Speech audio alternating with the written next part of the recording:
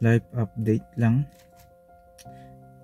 So I've been 36 years old now ngayong January.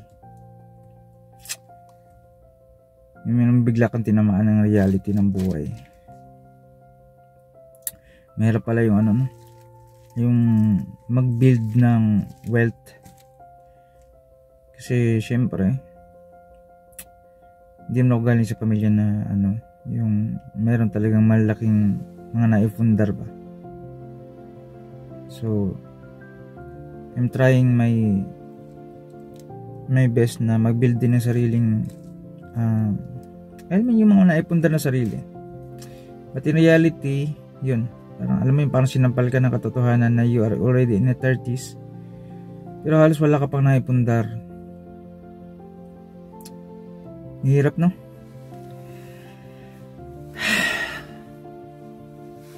Ganun talaga. But I'm starting to wake up sa ganitong situation na kung may advice man ako sa mga kabataan ngayon, kung iniisip nyo na na mahirap yung buhay nyo ngayon sa early 20s nyo na edad kasi gusto nyo mabili yung mga bagay na gusto nyo, well, it's okay. Pero pag narating nyo yung 30s and up na ma-realize nyo na mas mahirap yung buhay kapag nandito ka na sa mga edad na ganito, especially kung hindi pa ganun nakakapag-invest at nami-mismanage mo yung mga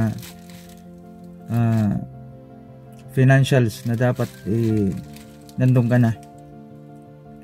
So kung may pagkakataon kayo ngayon na mapag-invest na mas maaga, may advice ko na mag-start kayo sa maliliit na mga investment.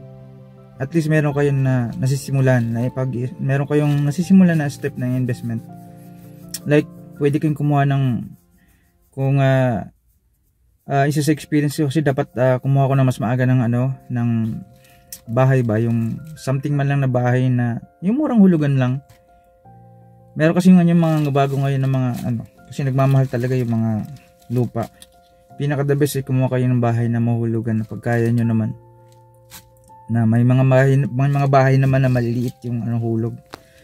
So mag-start kayo doon and try to study yung mga companies na nagbibigay ng dividends. Ayan, tapos marami kang pwedeng pasukin na investment sa early 20s o mga 30s ka, 25 years old pataas.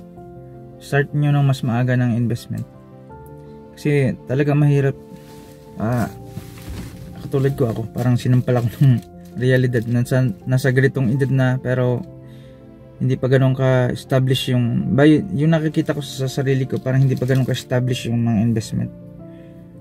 So I'm trying to learn, although medyo late na yung parang realization kasi marami rin akong mga pinagdaanan through past years. Grabe. So I'm trying to learn now and I'm trying again to revive myself in investing. And nawa hindi pa naman huli ang lahat. Especially ngayon, mga social medias ngayon. Pwede nyo nang pagkakitaan yung mga social medias. So simulan nyo dyan by sa mga content creation. Consistency. Isa yan sa pinaka kailangan sa when you're trying to invest sa future mo. Sa social media, kung gusto mo kumita, pwede ka rin. Basta consistent ka mag-upload sa mga stocks, sa mga investments, ganyan. So, I'm trying also to learn kahit na medyo late na. So, it's okay. Kumbaga, meron talagang ganun. Meron late yung late yung maturity sa area ng investing o yung mga, alam mo yung ganun. Pero okay lang. Pero yun lang ma-advise ko sa mga kabataan. Gawin niyo yung mga bagay na para makapag build ng wealth ng mas maaga.